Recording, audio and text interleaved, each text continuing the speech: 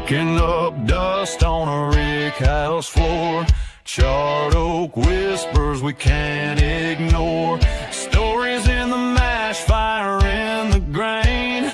Raise up your glass, feel that bourbon flame. We're the bourbon legends, let the spirit flow. From the backwoods stills to tonight's big show. Every drop a story, every sip that's drowned. We're bourbon legends, let's throw it down.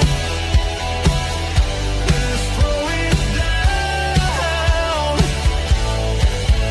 From Kentucky hills to the neon lights, we're talking small batch days and whiskey nights. Tasting the past in every pour. Gonna carve our names on the distiller's door. We're the bourbon legends, let the spirit flow. From the backwoods stills to tonight's big show. Every drop a story, every sip that's drowned. We're bourbon legends, let's throw it down. Let's throw it down.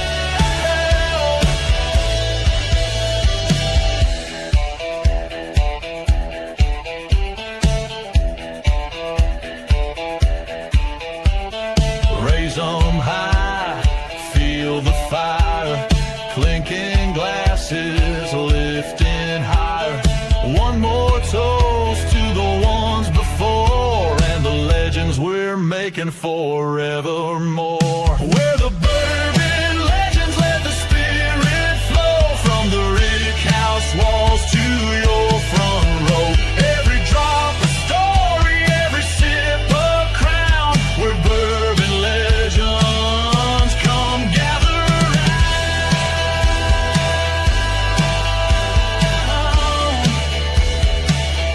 Come gather round.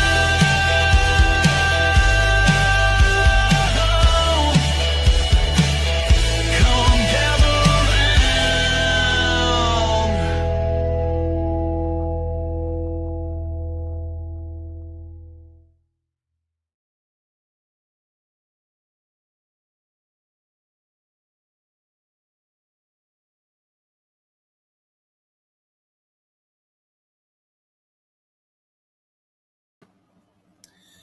Hello, everybody. Man, what a week for whiskey. I'm telling you. Lots of things going on in my part of the woods, neck of the woods. I had to take last night off. 'Cause otherwise, I was going to feel like I was a full-blown alcoholic with as much whiskey and such things that I had partaken in so far this week. And I've got more going on in the next few days, don't we, Roger? Yes, we do, sir. We're going to have a busy Saturday. Oh yeah, Very busy Saturday's going to Saturday. be a day. Well, it's actually going to start tonight. We're going to go like 3 days in a row, but not counting Tonight, we Wednesday. got breaking news tonight. I mean, breaking news coming up later. Oh yeah, well, yeah. Just so you know, we're going to have that's we way won't to play tease. the little blurp, blurp. Well, we're going to have breaking news. Let's back up a little bit. So Tuesday, we were over in Memphis to celebrate the dropping, if you will, of K. Luke in the Memphis market. And, not wanting to brag on ourselves too much, but it was kind of the way it fell into place was kind of cool because Jonathan Maciano was going to be on our show, and he told me earlier the day of the show that he was dropping in Memphis. And I'm like, cool, because one of our co-hosts, Josh Hammond, who owns Buster's, is going to be on our show as well. And I said, would you guys like to, talk before the show tonight? And so I exchanged numbers with them and everything. And next thing you know, by the end of the show, they were already lined up. So that was cool. So a lot of us went over to Memphis and we kind of hung out with Jonathan. We got invited to a special tasting that he presented us at Buster's. It was cool. What was funny is I'm from Conway, Arkansas. And we had 3 people from Conway, myself, Steve Beal, who's a bourbon legend, and Henry Turner. Let's see, who else was there, Roger? Josh Gamble from Memphis Bourbon Gamble was Society. there. Ernest Peacock, yeah. one of our moderators, and who's at the laundromat. Yep. Hello at the laundromat, Ernest. Brad Kirk was there. And then we had Jason Cooper was from Arkansas, who was also over there. So we had a good turnout. We got a bunch of people from Memphis too. And it was good to see everybody over there. And it was just a cool experience, I thought. Yeah, it was. I tell you what, Jonathan was really surprised by how many people showed up for the second tasting, and then how many people actually showed up and went through the store. And because again, he had been in a few of the market to the south, but never been in Memphis, and it went over really good. Well, I think one of the things was Jonathan, he kind of runs his own social media. And I know me and him had talked back and forth about collaborating on things and tagging us and me tagging him, and everything. And, he just seems very, very enthusiastic about, being in the Memphis market and very appreciative of people like us who, support small business. We support everybody in the whiskey business, but we tend to, root for the underdogs, if you will, the smaller craft distillers and the smaller blenders that, maybe don't get should get press, but don't get the press. Well, they just got a little harder, row to hoe. Speaking of Ernest Peacock, I see now. I wasn't looking at the comments. So Ernest is from coming in live from the laundromat. Good to see Ernest here. Martin Cox. We didn't mention Martin Cox being there. Yeah. Martin was there from Mississippi, so he was there. We got Scott Bryant from North Carolina. Hello. Mike Bortner, all the way from the beautiful land of, where is that? Maryland? Is that Maryland? Wow. Alex Drabbing. Look at Alex is on here with Whiskey and Fire. Whiskey and Fire, or Fire and Whiskey from Indiana. So we got some people from all over the place. Brian Hughes, good to see you, Brian. Keith Pease here. Yeah. So, hey, glad you get Sam Rad. Hey, Sam, I was just down there today. Thank you again for the generous donations. I might as well throw that out right now. We're having a big bottle share. That's what we were kind of alluding to earlier. I know Martin Cox is going to be in town tomorrow night, so we're going to have some pre-festivities kicking off. But then Saturday, we're going full blast. And, Roger, what I'm really excited about for this Bourbon Legends, really like the first major Bourbon Legend bottle share is, I've never been to a bottle share that gave away door prizes. Nope. By God, we've got some damn door prizes. Yeah, we do. You have to be there. Ronnie Benton, come on out. Come on out. You're a local here in town. Can I allude to some of them? I was going to also mention that our the official restaurant and bar of the Bourbon Legends, we're going to be there tomorrow. O'Malley's, one of the best whiskey bourbon collections in the state of Arkansas, bar none. But go ahead, tell us some of the prizes. What are some of the fabulous prizes? The door prizes, just for showing up. I mean, you could walk away with a couple of really nice bottles that we're going to have as door prizes. Maybe some gift certificates to some liquor stores as door prizes. Don't want to give away too much, but if you are a golfer, there's going to be a really good golfing prize that's going to be given away. So if you need something to put your so I don't know much about golf, but what do you call those things that you swing? Clubs. Got to put the clubs in. You got to put them in something. Yeah. What do you put those in? Your bag, golf bag. Yeah, something like that. Yeah. So anyway, it's going to be a fun time. 4 to 8 p.m. on Saturday, July 18th. Is that right? Yeah. Yep. So if you're in town, come over. If you're in Memphis, it's a 2-hour drive. And, I think you should do that. Anyway, some really good barbecue coming. I know that. Well, yeah, it's going to be hot enough to barbecue without having a barbecue grill, I believe. Exactly. Hey, let's bring on our guest tonight. We're not doing any news tonight because we've got news. Lee may have some news. What's going on, Lee? How are you? How's it going, Colonel? Hey, Roger. How you Good, guys? good.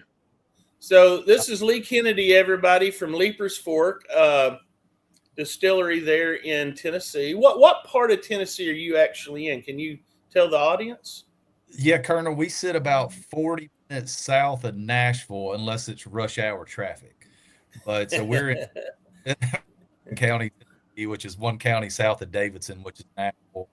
And then the distillery physically about 5 miles kind of southwest of Franklin. So we sit in a little village called Leiper's Fork, and been there for 10 years. We sit on 30 acres of, and there used to be a lot of horse farms around us. You know, as civilization is creeping towards us, houses, you know, around us than there used to be. But yeah, so we're about 45 minutes south of Nashville. Nice. Now, Lee, Now, go ahead. I'm sitting in a hotel room right now, right outside of Seattle, Washington. So this is not my normal, what I look like, you know, over at the distillery, obviously. I know. I was like, I didn't know if you were in Eastern time zone or Central time zone, and then you're like, I'm going to be in Pacific time zone. I'm like, wow, okay, that works. Now, Lee, we didn't get to talk backstage, so I just want to bring something up so everybody will know this. We have a little drinking game we do here, and whenever and it's organic for the most part, but if you want to get somebody really shitty drunk, all you have to do is say that word, and I know it's really 2 words, but we're going to call it 1 word tonight: pot still. So if anybody hears that word, you have to bring up your Leiper's Fork if that's what you guys are drinking, or whatever it is. There's no rules on that, and you have to take a hit. I love it. It's like the old Roxanne game college we used to do. Well, we're all home. This I kind of learned back. Most of the people that are watching it are on YouTube, or either watching it on a TV like Steve Beal, or Martin Cox on his computer, or everybody's got a little bit different spot that they do it. People do it on their phones, everything else, but most of them are sitting at home and they've got a drag a pour out, and drink along with us. It's hard to get in trouble. Oh, you cut out a little bit there, Lee. What'd you say? Hard to get in trouble? I said it's hard to get in trouble at home. Yeah, that's right. Well, unless your wife is there, then you could get in trouble. No, Lee, do you have any breaking news that you want to share tonight? I mean, you know, we've been doing the same thing, Colonel and Roger, for the last 10 years. You know, we started the distillery in May of 2016. We are opening a spot in downtown Nashville that'll be online in November. We'll out 250 barrels a year in downtown Nashville, which has its own complexity, but it gets a brand in front of a lot of folks, and we don't spend a lot of money in the marketplace, crazy advertising. So we're kind of leaning into tasting experience. I think we're going to plug something for you then. Okay. I don't know if you're even aware of that. I think he was on a plane when this announcement was made. I was going to say, I don't know. We may be breaking news to him real quick. We are breaking news. That's awesome. Did you know that, Lee?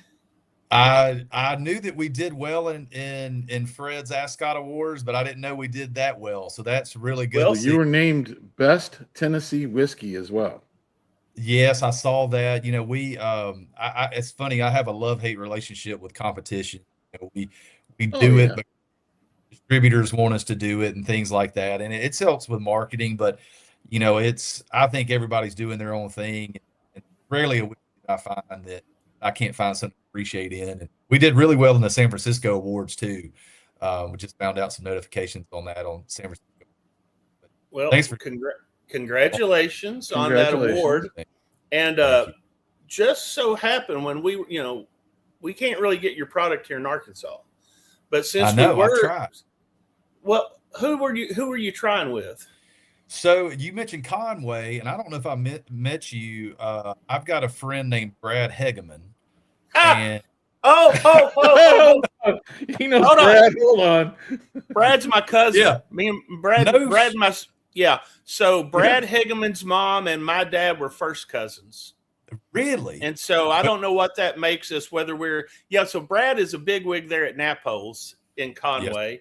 Yes. And I have a Brad Hegeman story. I got to beat him to a couple of early morning, drops at a store for like doing a Christmas drop. And I'm standing there bundled up and I see Brad coming up and I'm like, hey, Brad. And he goes, you're going to get that damn Old Fitz, aren't you?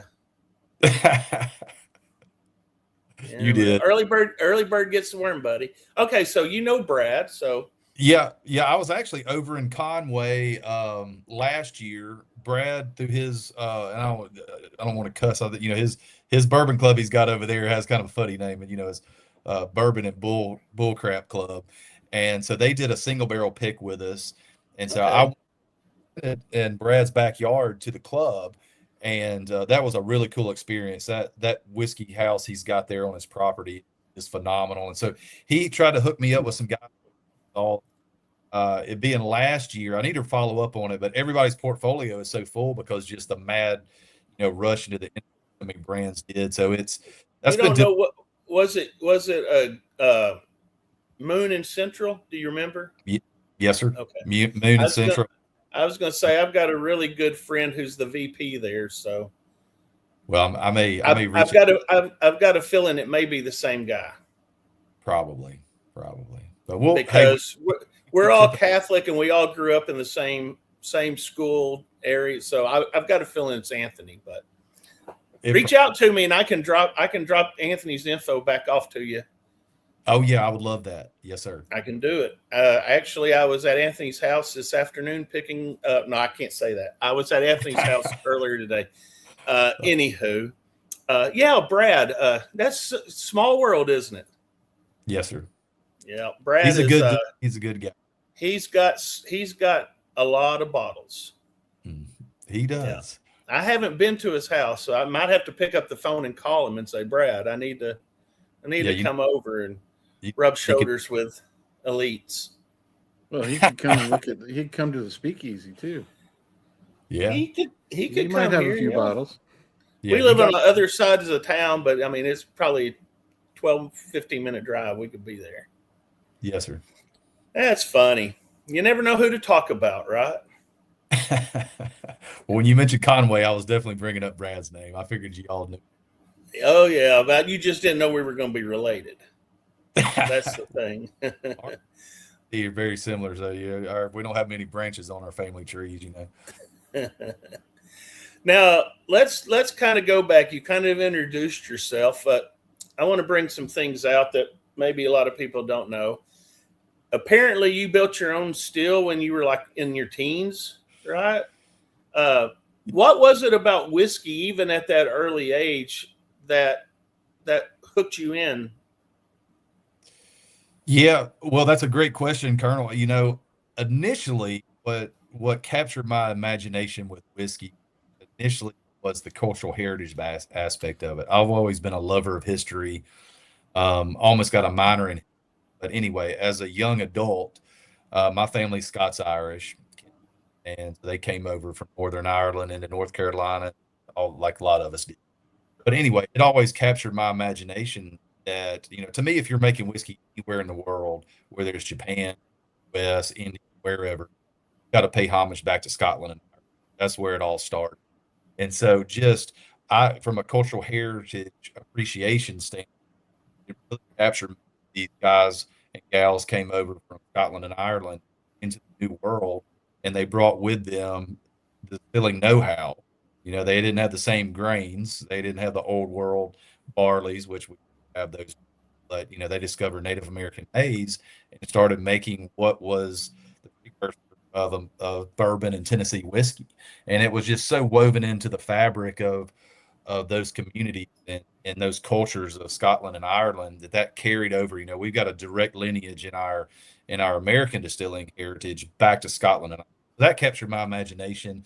And I had an uncle named Uncle Al who he dabbled a little bit at home, and so as a 17-year-old kid, I built a 5-gallon pressure cooker for Sears Roebuck and copper condensing line from Home Depot and a 5-gallon bucket. And there were no, I had a copy of the Foxfire books, and I'm not sure if y'all know about those books, but it basically, guy wrote those, I want to say in the 40s, but it captured all the know-how of the Appalachian people. And so there was a chapter in that book called Moonshining as a Fine Art. There was no internet at the time. There were no really books written on the subject. And so I learned just enough to be dangerous. And then so that started a deep passion involving distilling that carried over.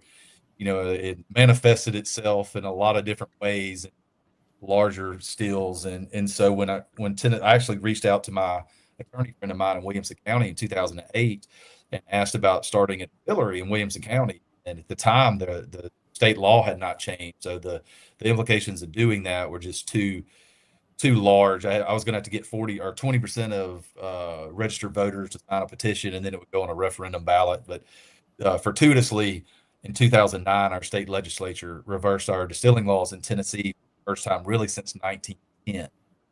Tennessee's had crazy rich heritage with distilling, but we've had a complicated relationship with it. And Tennessee had 14 extra years of prohibition. We started prohibition in 1910, 10 years early, and we ended it in 1937, 4 years later.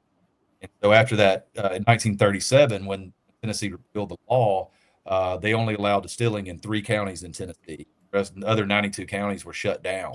In 1896, according to our industrial census, we had 322 distilleries in the state of Tennessee. At late 1800s, more people in the distilling industry than any other state in the union. And so that all just ground to a halt, wiped away that whole industry. And so now you're seeing this renaissance in Tennessee. But, it's always been a rich heritage of our state, but one had a complicated history, if that makes sense. So all that kind of imagination. And yeah, so I mean, that I answered your question very long-winded, but sorry. Hey, Well, no, your biggest distillery good. is in a dry county. That's right. It's one of those things where you kind of shake your head, and they've had to keep Yeah. changing things around. But I know we've got the same problem in Arkansas. Most of the state is dry, and you have to play with the laws with that.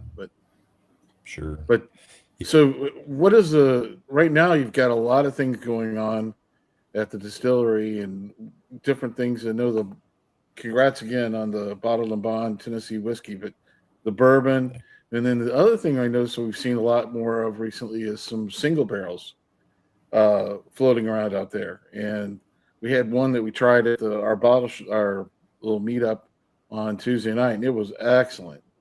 So can you kind of talk to us about, that, and if you've got plans to do some special releases on those? Absolutely. So, obviously we're a whiskey house. We do have a little location in Franklin, right down the road from us, called House of Spirit. So we source a potato vodka and a gin from London, grain and glass gin. But at the distillery, and what our core ethos is we're a whiskey house. We don't make vodka and gin. We make Tennessee whiskey, bourbon in equal amounts, and then a little bit, about 50, 75 barrels of rye. And so one of the ways, our bottle and bond is our core products. And so, I love the Bottle and Bond Act. The relevancy today is it has bottle and bond on the label. It has to be somewhere on the label. And so, it's really it's a statement of provenance for us. So our bottle and bond are what we're focusing in on, but our single barrels have, what we're trying to do is have our standard age statement. We're 10 years old right now. And our current age statements on bottle and bond, 6 to 7 years, and then our single barrels are 7 to 10 years. And I feel like, Roger, that our single barrels are probably the best expressions that we're doing, because I feel like they showcase the distillery in a really good way. And so, the way we treat our single barrels, every single one of them are cask strength. We go in the barrel at a 10 proof. So do it a lot of times. We're seeing our exit proofs between really 107 and about 117 on average. We do have some barrels that'll get, I think the highest has been like that. So those single barrel cask strengths, we don't do any chill filtering. We dump that whiskey, we harvest that, we run it through a debris filter, and it goes straight into bottle. So it's unadulterated, almost buy. And I feel like they showcase the brand really well. And one thing that, getting the attention of distributors is challenging, especially for a small family owned brand. We make 500 barrels a year. Our big brother down in Lynchburg makes 2,500 barrels a day.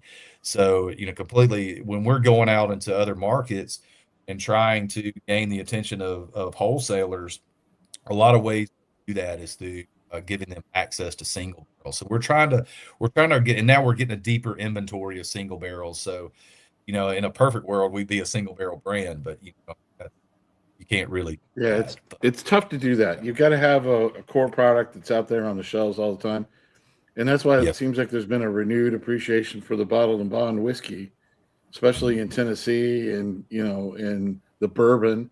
And there's several craft that we know very well that are in Tennessee that do both the bourbon and the whiskey, and it's great to see. And um, you know so hopefully customers are going to start gravitating back as you get more, prep on it. And you get more of the like the awards and things like that, and get a little more notoriety on it. So true. And the capital that we spend very little money in marketing and advertising. We actually grow our brand organically with folks like y'all and whiskey club societies, and so we really engage with those folks in a really good way. And so like for us, our cost of goods are higher because we're touching, we're doing custom farm. Everything that goes in our whiskey is completely grain and glass, non-GMO, grown within. It's a single source farm that we're growing everything on. So that translates to a higher bottle price. And we try to educate people, and the folks that y'all are engaging with are our target audience. People that actually care about the whiskey in the bottle and where it came from, and in the backstory. And so we're gaining that organic brand awareness through, with y'all's help and through bourbon clubs and whiskey societies and things like that. And so single barrels. So out in Seattle right now, we're doing a weekend with Kitsap Whiskey Society. They've got something like 4,000 members, and they buy multiple barrels from us a year. And so we're going to come out and kind of engage with their membership. We're not currently even selling in Washington State, but anyway, we do a lot of stuff with folks like y'all, just kind of organic growing. Well, they always say the best advertising is word of mouth, right? So true. Especially amongst the people that drink it. Yes, absolutely. That's the thing. Absolutely. Right. Well, one of the things about your distillery that I've searched up is you're inefficient by design. Well, everybody wants bigger, faster, cheaper, but you kind of hit on that a second ago that you're not that. So why did you intentionally choose to take the harder road? I mean, to me, I would like to think of myself as a very simple guy. And so to me, I was sitting in a whiskey bar in London we sell whiskey in the UK, which is kind of, but anyway, Scottish bartender in the Spey bar in Scotland. He said, everybody tries to make whiskey in this big sexy thing, and and make it more complicated. Like, the humble whiskey is very humble. It was a farm beverage made by farm excess crop yield. It had very humble beginning. So the way that we take our approach to making whiskey ultimately ties back to agriculture.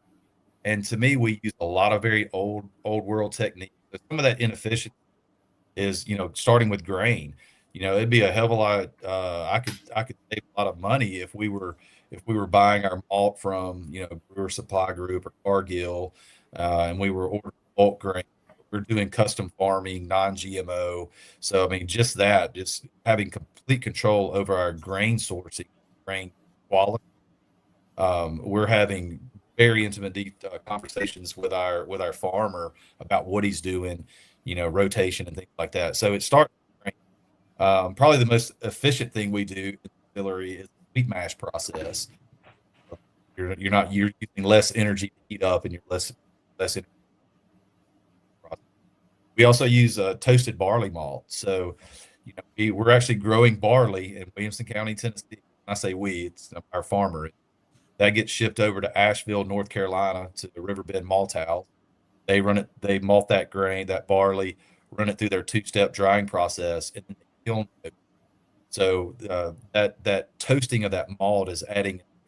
We treat our barley malt like a flavor, and we use 15% in everything. So I mean that most distillers treat their malt as an enzyme grain. They're using 5 to 8% of it. Maybe. So those are some. On a pot still, on a Scottish swan neck pot still, kind of like out of the, almost like a single malt, a playbook. I play out of single malt distiller in Scotland, and so that batch, we cook a batch, ferment a batch, distill a batch, and repeat the process. So that's inefficient. Going in the barrel at 110 proof is inefficient because, if you go in the barrel at 125, which is the regulatory limit, you're packing more alcohol in the barrels, so you buy less barrels. But science, and then also, pre-prohibition styles of whiskey were about 114 to 110 in the barrel, and so back to that pre-prohibition style. So we hand bottle. When I say hand bottle, we got a 6-head bottle filler. The only thing we have automated in our building is a automated label machine that zips the labels on there. But our hands touch every aspect of the process, so all that adds up to a higher cost of goods sold, which we're not the cheapest on the market, but our hands touch every aspect of the process. Right. I'd like to circle back about the malt you're talking about, the golden malt. Here again, a lot of the guests on the show know this. You may not know this, but I dabble in the black arts or dark arts, if you will. And I really don't use enzymes, barley as enzymes either. I use it as flavor. So on all of your products that you make, you're using that toasted barley for flavor, not for or I can't say the word, but Diastatic. Diastatic, yes, enzyme. Yeah. To convert the sugar starches to sugar.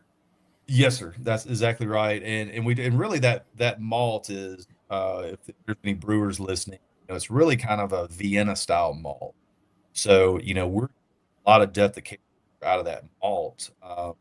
Some people like that, some people don't. But that's one thing. Like, there's only so much you can do outside the box, like bourbon and Tennessee whiskey and even rye whiskey.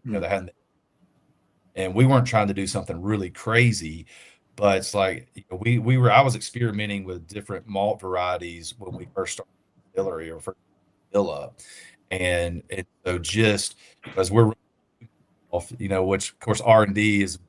You kind of know where a barrel's going after 3 years, but to me, the new make was different, that toasted barley malt, and so all the old guys we say you can't put bad whiskey in a barrel and expect it to come out good in 7 years, good in, good out, and so I felt like it different types of malt that it was just really nice. So we pay more for that malt, and we've got a great relationship, and so it's kind of become one of our fingerprints. But so, yeah. Do you think, or tell me if I'm wrong? I don't think I am. That's why you don't see like a Wild Turkey or a Buffalo Trace experimenting with malts, because it is inefficient, it's expensive, but I think that's what kind of sets craft distilleries apart from these, let's just call them big boys or corporate distillers, if you will. You're not going to find, I don't know what kind of corn you're using, but you're not going to find Buffalo Trace using anything other than number 2 Yellow Dent. Where we get a lot of craft distillers on. I think you may know, April Weller Cantrell. Yes, sir. She used to work for you. That's right. She kind of hooked us in with Amy Brown over at Doc Brown, and that's how their story was. Is they're farmer first and distiller second, and I know Amy was really passionate about the corn she uses, but you just don't see that in big major brands. So that's true, and I feel like Woodford does a good job. They had a malt series that came out a few years ago. I think but I will say this: we use a grade A yellow dent. That's one of the things we do that. Farmer. A grade A yellow dent has the highest starch content. Some of the whole control white corn have higher sugar, but we're starch content. And then also, let's say we're growing, 300 acres of grade A yellow dent, and then a guy across the river, or let's say we're trying to grow a white corn, and then somebody's growing something across the river from us. Cross pollination is so hard to control, and so doing a grade A yellow dent, food grade, obviously, it makes our life a little bit easier. And being a small distillery, it's like, for me, we can do experimental things, and we used to play around once a month. But to me, it's like what we set out to do is make a big boy style bourbon, Tennessee whiskey, doing it at the small batch level, using local quality ingredients. And so, you don't want to get too far out of the box, but at the same time, because if something gets too far afield, then it becomes too niche, I feel like. But, being small and family owned and craft, it gives us the leeway to kind of think out of the box. Hey, Lee, it sounds like we got some audio problems that are coming up occasionally. You're breaking up just a little bit. Let me try to get on a different Wi-Fi real quick. Just give me 2 seconds. I was gonna suggest, because the last few minutes it's been breaking up a lot, and I got a couple of text messages about it breaking up. Oh, they're complaining to you, Roger? Good, because they haven't complained to me at all. Well, I like it when they don't complain to me. Well, they don't want to complain my to wife Santa because they want Christmas presents. They know it's after July, so that's it. It's gonna affect Christmas. Is this? My wife texted me and said the same thing.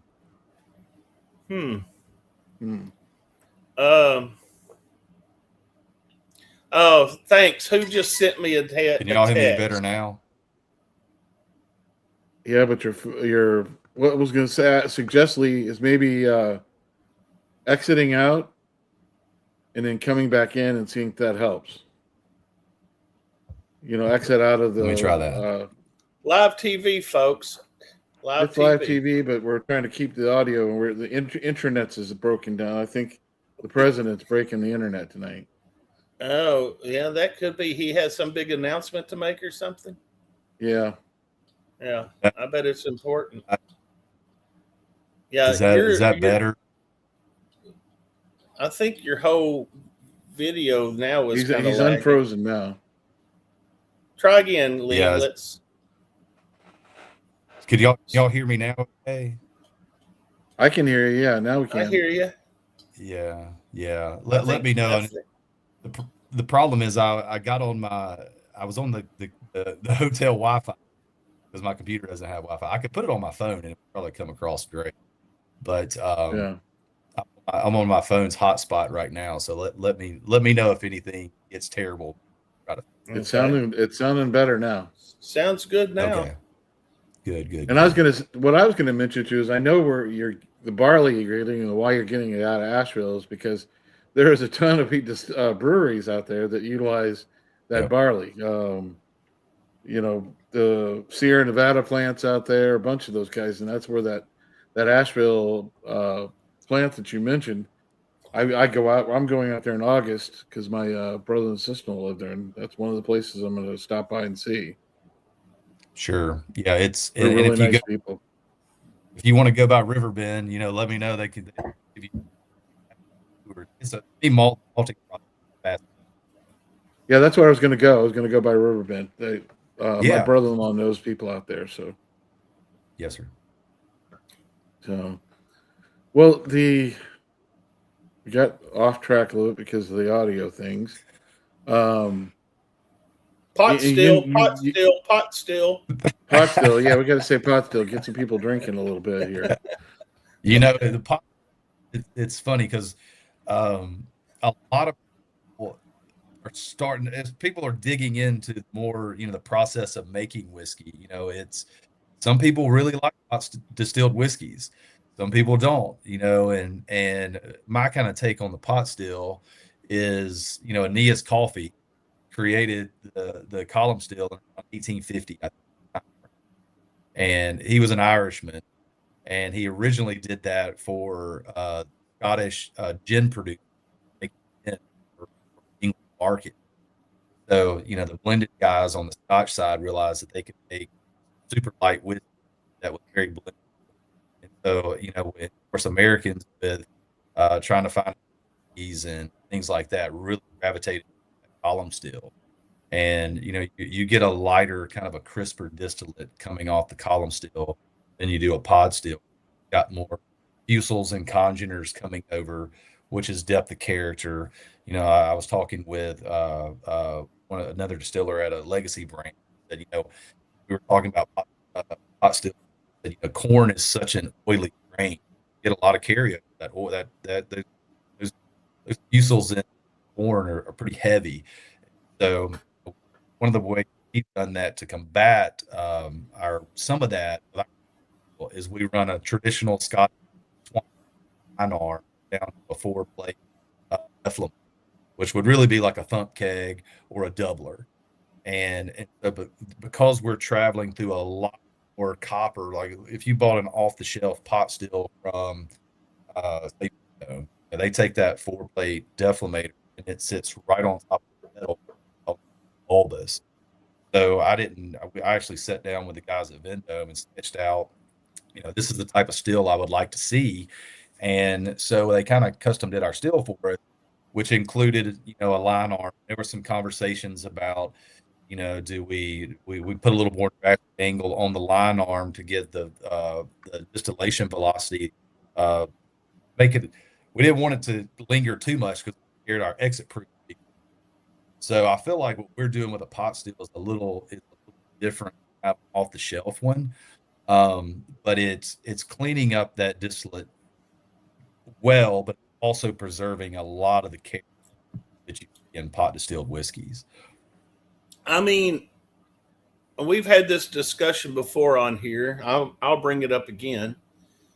I think the society, for the most part, we're used to tasting what comes out of a barrel. Column still is a cleaner product. You get used to that, whether it's a 6-year-old product or 10-year-old product that's been setting in a barrel, you're getting most of that barrel influence. Whereas a pot still, you are getting those oils and congeners, and you're getting what people now consider a funk or an off flavor. But honestly, I guess it's the perspective that you're looking at, or what lens are you looking through. But if you're going to go back to old time whiskey making, everything was done on a pot. Everything had that flavor.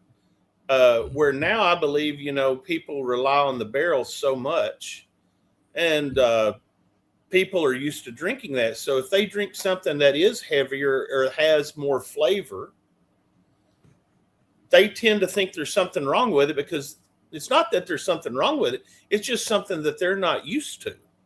What do we call it, Craig? We don't call it funk. We call it earthiness. Yeah, earthiness, that barnyard, like going to a state fair or something and walking in and you get that hay and that funky, musty, but I mean, that's carried over, and it's not necessarily hidden from the barrel. You know what I'm saying? I mean, it's a part of what it's supposed to be. I agree, and some of that funk too can come with corn varieties in a lot of ways. To me, like a bloody butcher corn, it can have a nice funk to it. You know what I mean?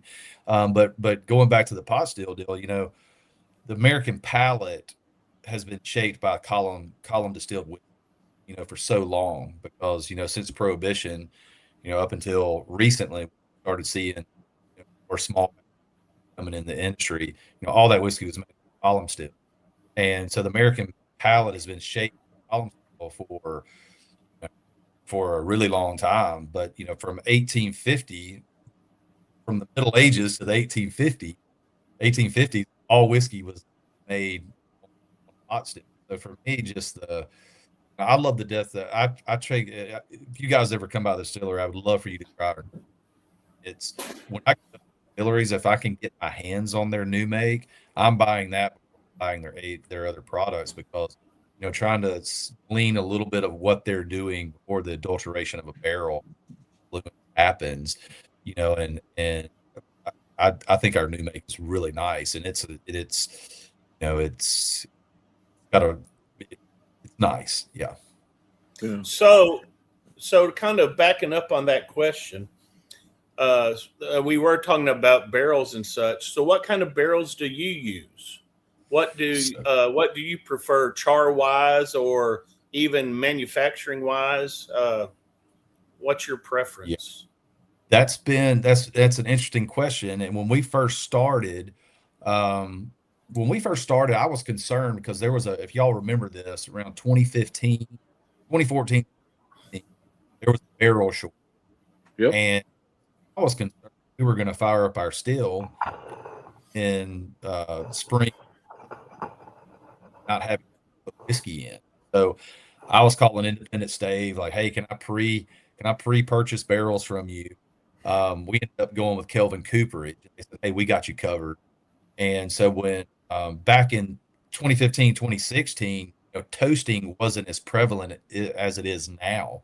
So we were getting number 4 char with not really toasted, and just because that was kind of industry standard. And so we didn't really know how. We knew over time our cooperage would change as we're kind of analyzing how whiskey is interacting with wood in different char levels. And so everything initially just went into char 4 with no really toast. And then we went to a char 4 with a medium toast. And then right now we're kind of splitting our cooper half and half. We do a char 4 medium toast, and then we do a char 3 heavy toast. And what I like about toasting, now you can get 18-month stave age, you know, where a lot of those staves are getting seasoned outside, a lot of those tannins being leached out. There was, you know, a few years ago, it was hard to find 18 stave age without paying a crazy price for it. And so what toasting kind of does is it's accelerating a little bit. It's accelerating lignin breakdown, and then it's also helping with that tannin count. So for us, we're already making a really robust whiskey. We talked about the pot still and all of that, and having a really robust distillate. And so as we've how our distillate is interacting with wood, we're like, hey, let's go to char 3 with a heavy toast. I like the notes, those marshmallow notes that a heavy toast is out. I think toasted barrels are way underrated. I love it. And so now, absolutely. If we do double oak bourbon, double oak Tennessee whiskey, we only do it like a couple times a year.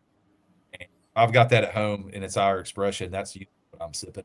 But so anyway, obviously, with American whiskey, of flavor profile is coming out of the barrel, and they're barrel full. So making sure that's right is a big part of the equation. So, but as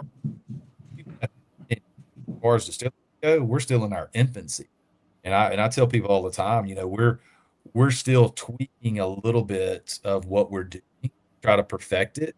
Of course, we got to have consistency.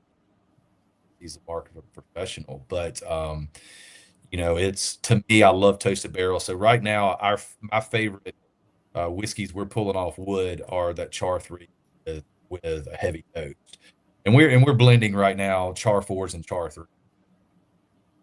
Yeah, you were mentioning the barrel shortage back in 2015 and was laughing because there was a lot of happy accidents that came out of that time period. You had a lot of people had to use like Hungarian oak and Spanish oak that they didn't know what it was going to be like, and then all of a sudden, when 10 years down the line, when the barrel comes out of the barrel, whoa, it was totally different and interesting. And I think the same thing goes with adding the toasting levels that people are experimenting with. There's a lot of we've had a couple of different brands that we brought on here over the last few months that we've had on the show that they are experimenting with all kinds of toasting processes, things like that. And it does make a big difference. It really does help. It does. It does. It really does. And to me, playing around with different types of woods, the federal law says new charred oak container. It doesn't specify species. And so I think that the smaller guys, and now you're seeing the bigger guys latch onto that because they're realizing that consumers there's a demand for it. People are interested in it. So to me, different type. We do some stave finishing projects at the distillery. We do them as shop exclusive. We have one of my distillers, Sterling Rogers. He graduated from TSU. So we're playing around with stave finishes all the time, and some of them are phenomenal. It's not something we're going to necessarily build our brand around, but for gift shop exclusives and things like that. Yeah, we've been putting the link out to the distillery, to the website, and to the Facebook page and things like that. And what are the hours on the tasting room and those type things? So we're open to the public Wednesday through Sunday from really 10:30 till 5. And we run tours on the hour. We've got a great little cocktail bar that's you have a tasting room that's in an old 1820s cabin that's really nice. And so people come out. We've got people picking on our porch Thursday through Sunday usually. So it's a family friendly atmosphere. And one of the things we try to do on our tours is really educate people on history, heritage, and try to kind of demystify the process of whiskey production. We want people to come in and feel like they've learned something when they leave, if that makes sense. Yeah, and I can point out for everybody, a lot of our listeners are in the Mid-South and things like that, and people look for places to go during the vacation time coming up here because it's already summer vacation. That's where we got a lot of the people we're finding are on vacation.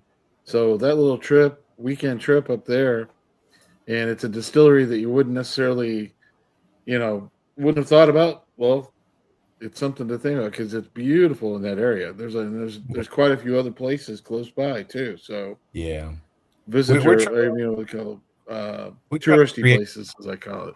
Yeah, and we, if you walk in our still house, it's an Ortison tin and timber frame building, and people have called it a whiskey cathedral before, but that's a really cool environment to distill whiskey in, and it's like a cave kind of, it has a very feel and like an authentic feel, and so we get a lot of course, we're sitting on close to 30, where we're trying to do.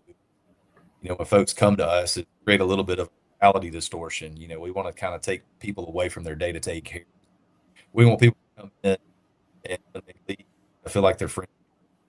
So we've got one of my head tour guides, or my head tour guide, head of education, a guy named Sir Paul Bissett from Edinburgh, Scotland. And Paul used to work with Glenfiddich and Balvenie. He was in the Royal Navy before that, and he's written about 10 books on whiskey. And so, he's a treasure, and people just, they come in. And so we try to really educate people, demystify that process at the same time, give them, some of the cultural heritage aspect and of distilling. I always say that history is past, and so we try to preach that. He's got great one. So people... Kind of off topic a little bit, but what's the best close restaurant to you? Oh man, best close. Food is a part of it, Oh, absolutely. So right there in the village, you've got Fox and Locke. My middle name's Locke. My family on my mom's side goes back to Leiper's Fork since 1805. My seventh great grandmother is buried in Leiper's Fork Cemetery. And so Fox and Locke is they go through a lot. They do a great. It's a little roadhouse. The great burger, Country Boy restaurant across the street. Franklin has some higher end places. Check out our house station. We do great food there. Right. Yeah, you guys get great food at your place too. Yeah, Cork and we don't do that at the main distillery, at our cocktail bar in downtown Franklin. We've got a little experiment, a 50-gallon experimental that's in the back of that space. We do some weird things like distilled meads. We do some fruit brandy, apple, peach, and pear. Tennessee had if you go back and look at Victorian ads of distilling, you had didn't really a lot of them didn't say Tennessee whiskey. It would say Lincoln whiskey, Robertson, and it would have corn whiskey, basically bourbon, and then it would have peach brandy. So we were making a lot of peach brandy in the state of Tennessee before Prohibition. So we're kind of leaning into some of that stuff. We're not living and dying, but fun to do. He's looking for his Cork and Cow, Ricconi, and Franklin. Franklin has a really robust. Oh, is that an apple brandy? That's peach. Brandy. That's peach brandy there. I always try to make at least one brandy a year. So I've made apple, I've made peach, I've made cherry. Oops, this year was blueberry. I need to try that. Yeah, that's and you were just talking about Perry, and I'm like, oh yeah, where can I get a hold of some pears here in the next couple of weeks or couple? Well, yeah, we don't have. They should be. I know where there's a big peach tree. Okay. Oh, that's right up the hill. I'm sorry, not peach. I know where a pear tree is. Well, pear tree, yeah. Now I'm going to ask a personal. What do you think elderberry brandy would be like? I mean, if it tastes like elderberry, it's got to be pretty damn good.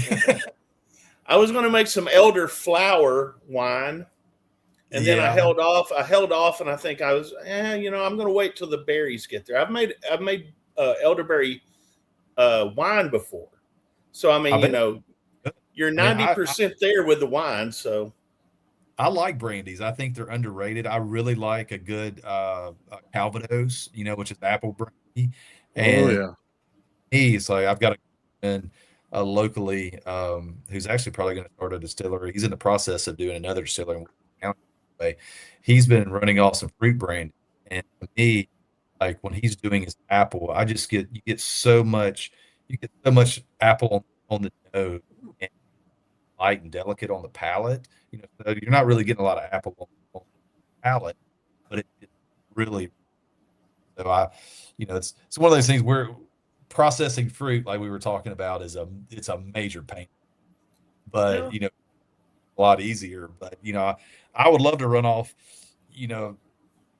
20 barrels of apple brandy, but it's just getting it there. It's hard. Yeah, it's definitely, when you're dealing with corn, you're not dealing with something that's perishable.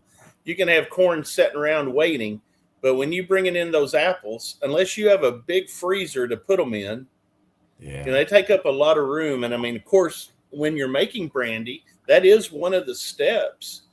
Is if you can freeze your fruit before you go in and crush it up, it produces a lot more juice. That's like when I made the elderberry wine that time. All those little bitty berries, and you don't want the stems in it because it's so astringent.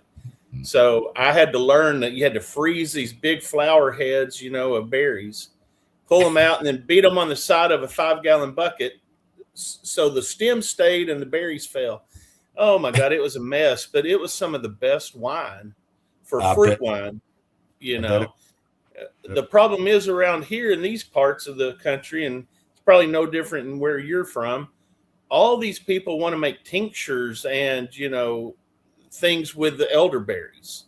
It's got so many antioxidants in it, and it's just good for your health that people seem like, they have their little patches planned out, and you get, you might beat them to them, or they may beat you to them, and then so it kind of depends on your yield. But it takes a lot of berries to make the best amounts of Well, that's a great home distilling. You get to play around and things like that. And trying to do it at a commercial scale would just be so dang hard. I mean, I'm currently into trying to do 53-gallon barrels. And last year I put up 2 53-gallon barrels in my barrel house, rick house, whatever you want to call it, my upstairs here. And it's hard to do on a 37-gallon still. It takes a long time. I tell people, doing what you're doing is a hell of a lot harder than it is doing what we're doing now. It's boring, a lot of hard work. You run a bunch of runs until you get it right and stockpile it. It's or you just do like me and then said last year at the end of the season, 37 gallons at a time is just hard to do. So let's move up to 110 gallon. There you go. So I can triple my production basically in one day, as opposed to almost put it through the roof. It actually, the column goes, Yeah. We're all talking about illegal things here that we probably shouldn't be talking about, right? Let's get back to things about Lee. I know Ernest has been up to your place a couple of times. Ernest Peacock is probably one of the more. Somebody was asking. Say that again, Roger. Sorry. Yeah, Ernest is asking about what's some of the next experimental releases you might have. So we used to do a lot of experimental things that are gaining some good age on them. So we've done 100% malted corn that whiskey probably turned 8 years old this year, and we did that and put that into ex-bourbon cask, our own cask, and we also did a triple distilled wheat in an Irish style, where we took 40% malted wheat, 60% unmalted wheat, distilled that 3 times. We've got some of that coming out. I think a barrel just dropped of that Knoxville. And then we took that triple distilled wheat, finished it in a Cabernet cask. I mean, it's got just really, really nice.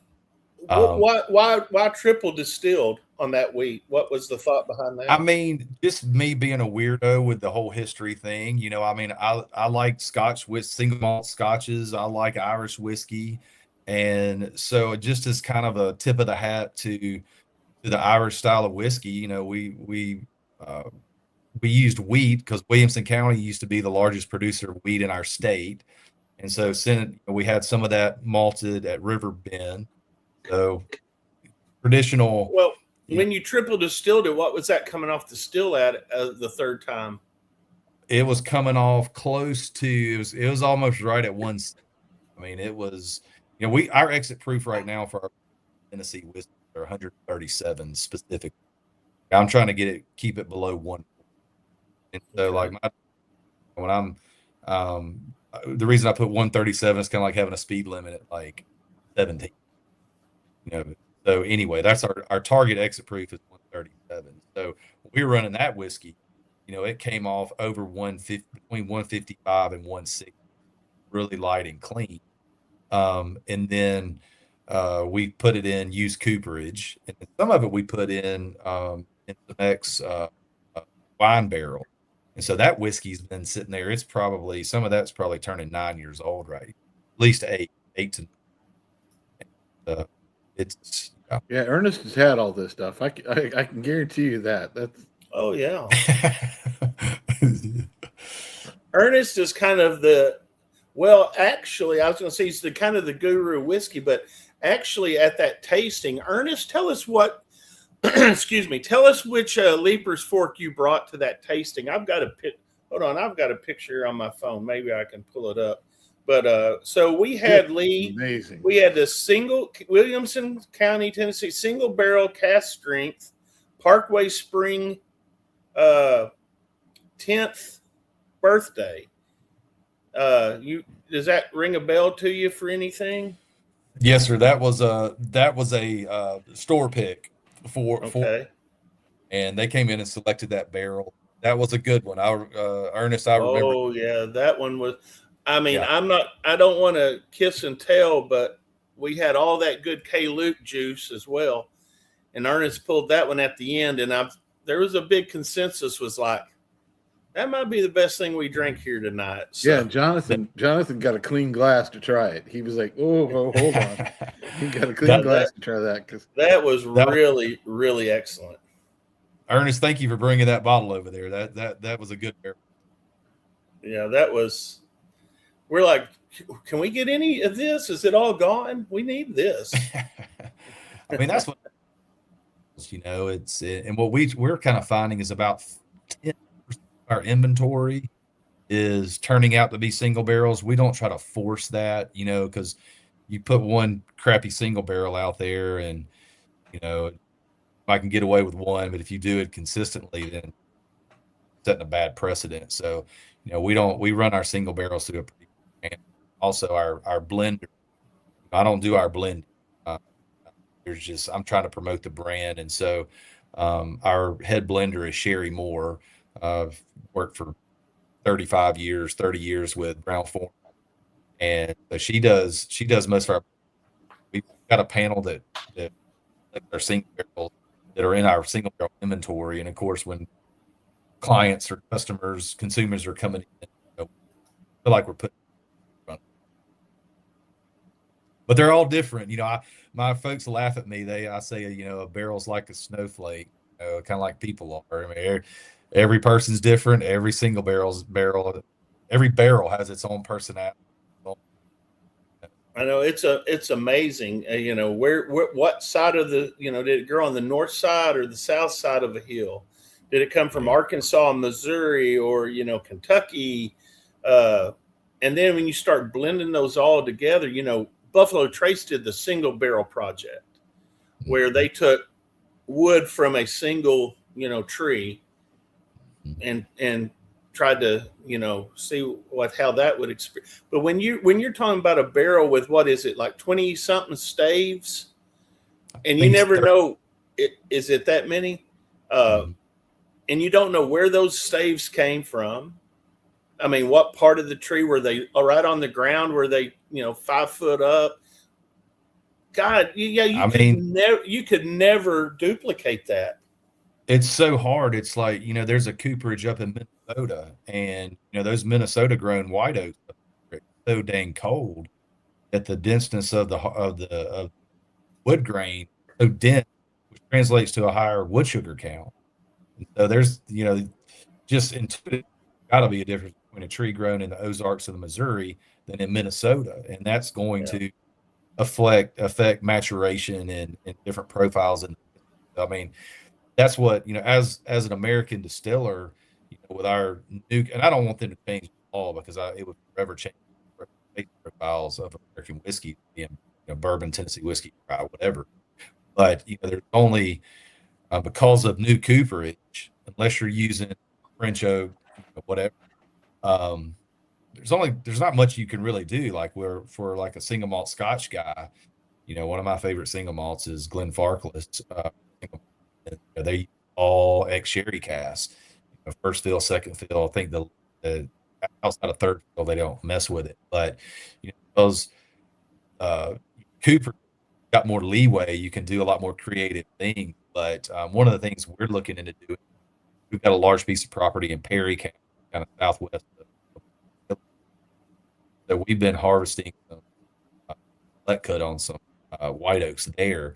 Our closest stave mill to us is actually an independent stave mill in Clifton. So, we're having conversations with Kelvin right now about trying to do, a closed loop progression where, we're harvesting white oak off our own property, our philosophy. And so that adds layers of cost, but to me, it's just a really cool project. I can tell you this. I know we went to a distillery that's trying that project, and they found that they had to get it cut down into staves, and they're letting it dry and stuff on their own property. Oh, because one, they didn't trust that if they put it somewhere else that it would end up being the same They get all those back, Yeah. which I can understand. But they have them drying all throughout their property in the woods and in different spots. It was pretty cool. It's Hard Truth up in Indiana. Yeah. Which Yeah. we were. That was one of those amazing trips we went to. We didn't know there were hills and mountains in the middle of Indiana, and it was crazy. But they had all these piles of staves all over the place, and he goes, "It's a barrel project that we come up with," and I'm like, it does sound interesting, just because then you have that control over them. You know what I mean? Yeah. I think if we end up doing this, I'm probably going to end up doing that, Roger, because I wasn't really thinking that, but that's, you can control, what your stave age seasoning is, and also there's all this debate about terroir with whiskey, but at least try. So having those can't hurt. Yeah, it can't hurt, and I love what they're doing at Hard Truth. Those guys are doing great. They're sweet mash also up there, I think, and so they're doing some good stuff up there. And they experiment as well with different malts, for flavoring. Actually, we did a pick up there, and one of the picks is a chocolate malt. I mean, that's in the blend. I may have just given something away, Roger. I wasn't supposed to say because we weren't supposed to say, but we haven't released it yet. But okay, yeah, because they don't have a TTB label. Yeah. So anybody listening, one of our picks is a chocolate malt. So you're going to get that cocoa, flavoring that chocolate. Yeah, and they're not using it, for I mean, it's just flavor, what they were doing. Colonel, save me a bottle of that. I'll do a bottle swap with you. Hey, we can do it. Whenever we get it in, we're just waiting. We pick. It's funny. We went up there in April and we picked three different barrels, along with Alex. He was on our show earlier. He was a liquor store owner there in Indiana, and so one of them came in, and they've started selling it at their store, but we're still waiting for the second two SKUs. But yeah, that they actually have, just in their barrel house, they had a pure, it was basically, I thought I had it here and show you, but I can't find it now. But it was that cocoa roasted malt. Damn, it was good. And it was like exclusive, to the place there, to their distillery. So I had to get a bottle of it, and I was glad I did, because then I found out that was going to be blended in with the rest with our pick, and I was like, man, that's going to be good. We're going to wrap this up because I know you're out on the West Coast and you probably want to get something to eat, sightsee while the sun's still out. But I do want to ask you one more question. This is kind of just, an opinion. Well, Roger has go ahead, Roger. Well, after you do, I'm going to do the you one want to thing do I know. One too? Okay. Ernest brought up. We'll do two questions. Okay. So mine is just pretty generic. If you could go back to 25-year-old Lee, what would you give that one gem of advice as a 25-year-old man?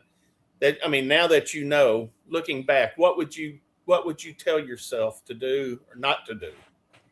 Man, that's really hard, Colonel. But one of the things that the Distiller's a passion project of mine, which is can be good and bad. You know what I mean? And you start out to live dream, and then dream. If having some hindsight of what the industry was going to do, one thing that kind of helped us is we're actually not using all of our capacity. If I was going back in time, I probably would have, we're family owned. I probably would have brought in somebody else to help me that was in alignment of vision and values, that trusted, I with a little bit more capital. One thing that's hamstrung us is just having capital to go out and pursue the marketplace. And so, if anybody about starting a distillery, whatever capital they're raising, you may want to if not double it, at least get up there pretty good. But it's a capital intensive endeavor, you know. But we I got into it pretty naively. I'm still having a lot of fun, and we're loving, and I believe in what we're doing, and all so passionate about what we're doing.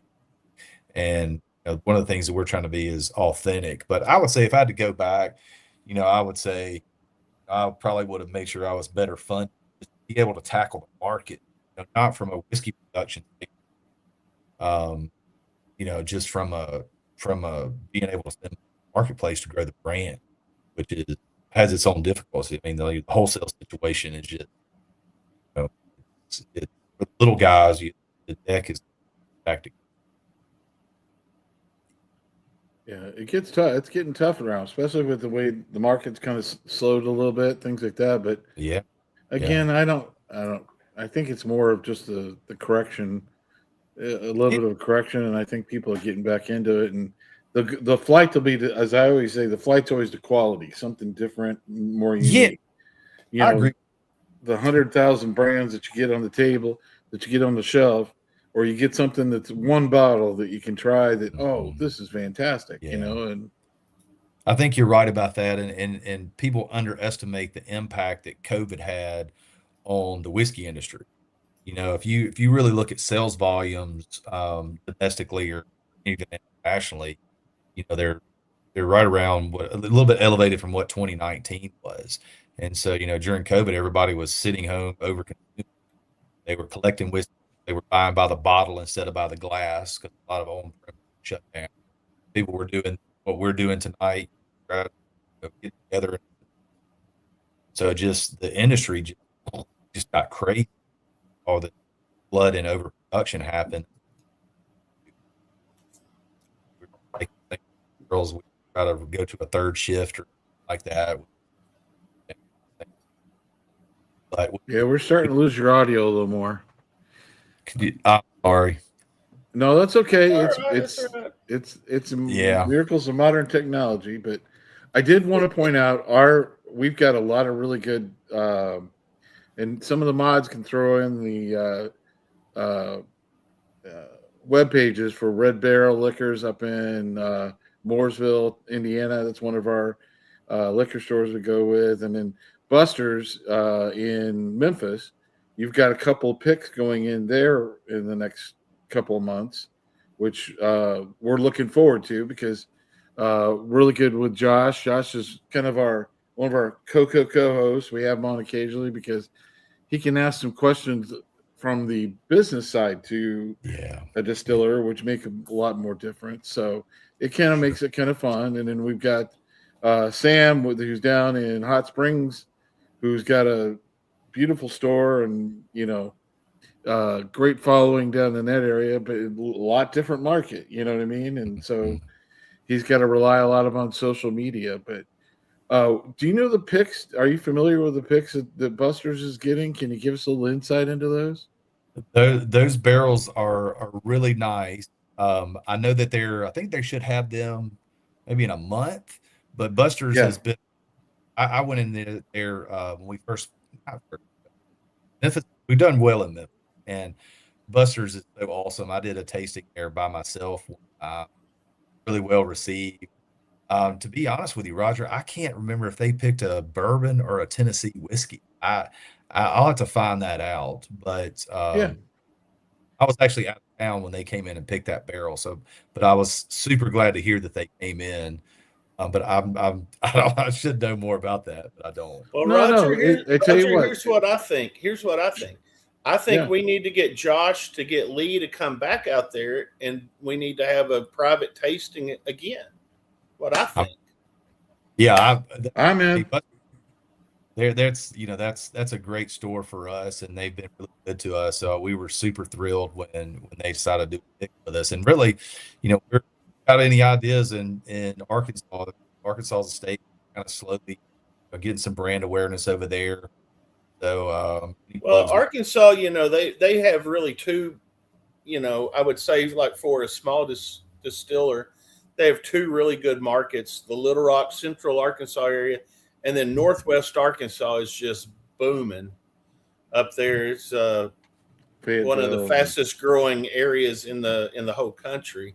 And I know they've got a lot of package stores up there. They're even open on Sunday up there in that part of the woods where like nobody down here, we still have the blue laws or whatever, you know.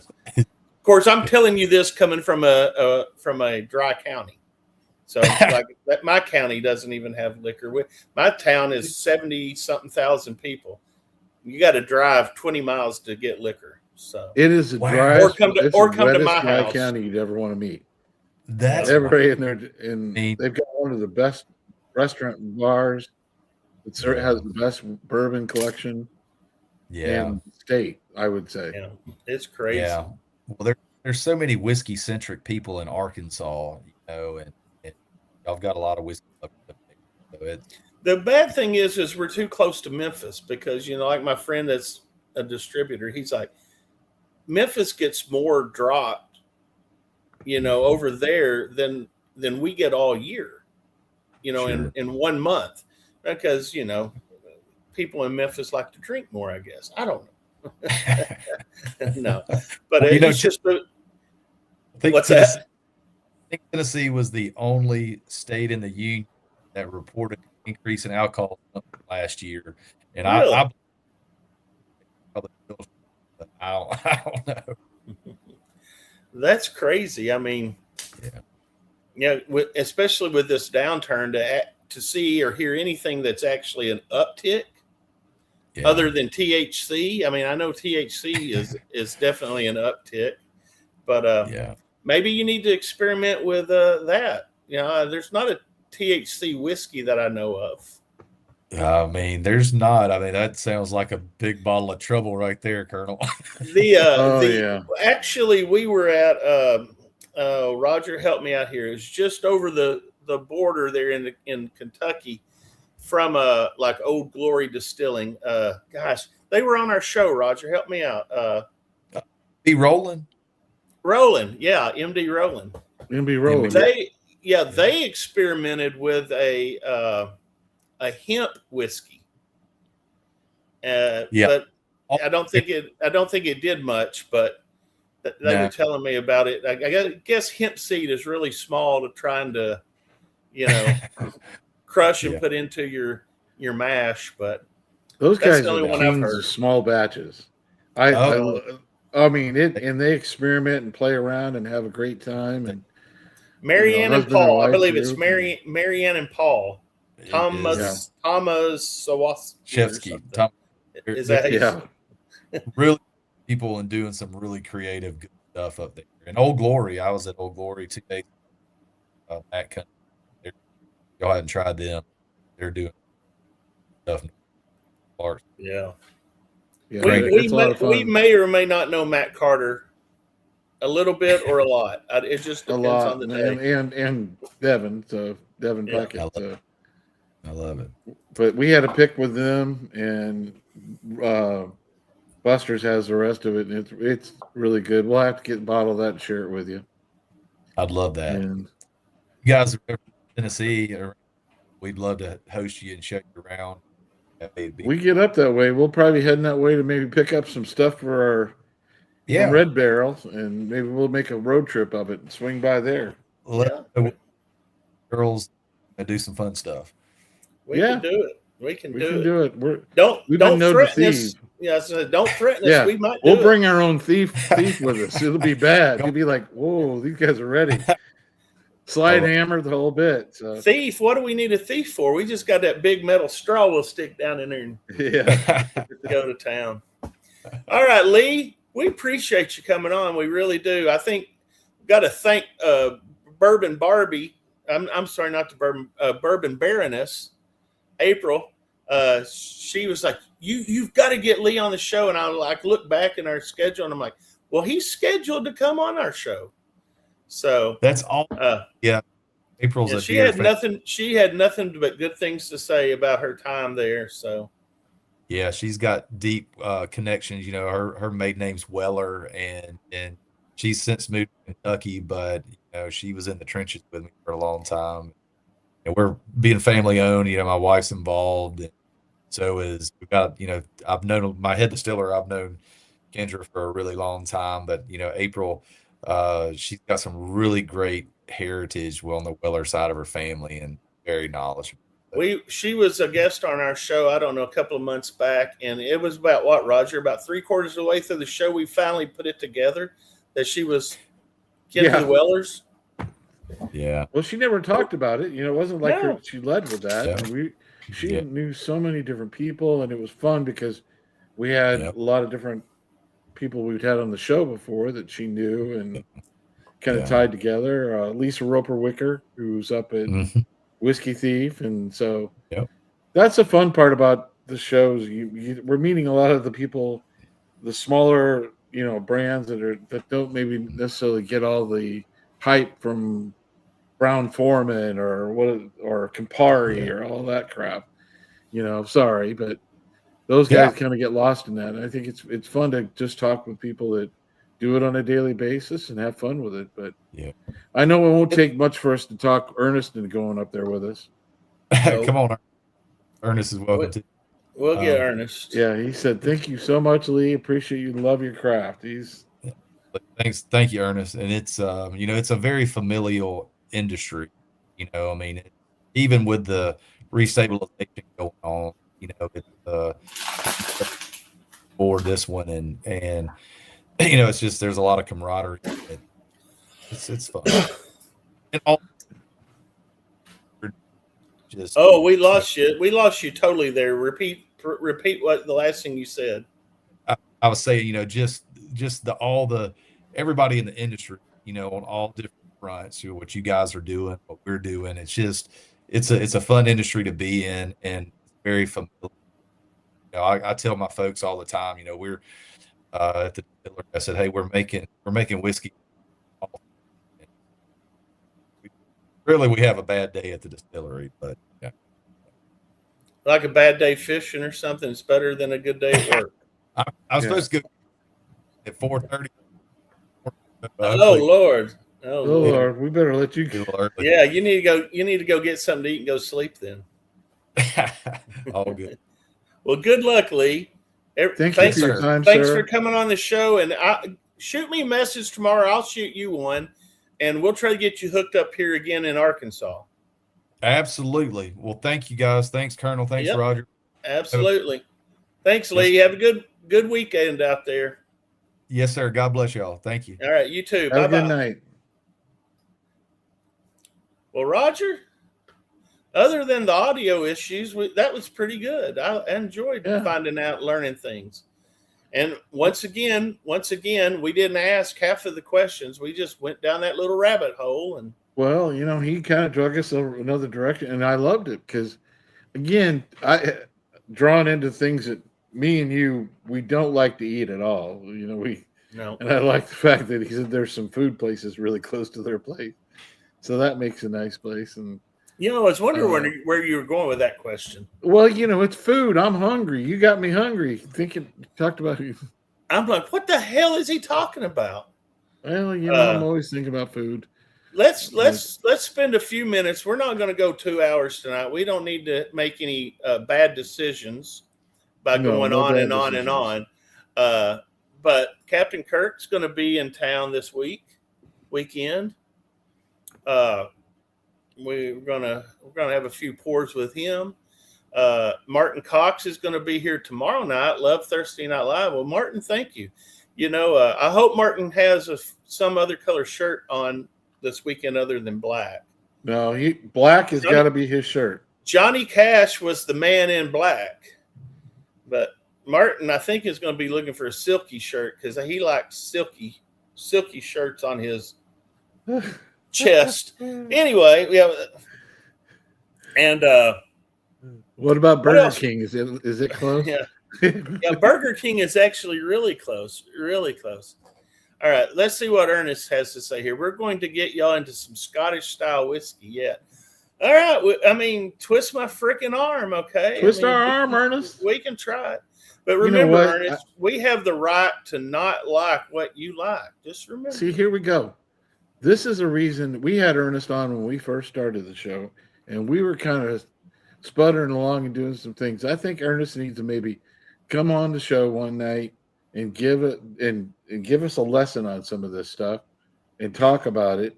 And if we don't listen to him, he can always have his brother come on, and he'll beat us up. So That's right. Ring Robert in here. yeah, he's famous too. He made it on the Bruisel Post tonight. Ernest was on the Bruisel Post. I saw that. I saw that. The ad for the fest Fest down there. Yeah, Ernest and his brother were on there. Yep. I'm not going to say which one's better looking, but anywho, do you guys out there have any questions? I know that that audio probably was kind of hard to listen to. We're sorry. It was just one of those things that he didn't hop on until we were already live. We couldn't work out any pre-issues. Sometimes that happens. Man was traveling from Tennessee to Washington, and we were just glad we got him on. Yeah, Rob says, did you get my email last week? About your address? I think so. Yeah. If that's what you're saying, we did. I promised I was going to get shipped out, and I did not get it shipped out. And I will try to get that.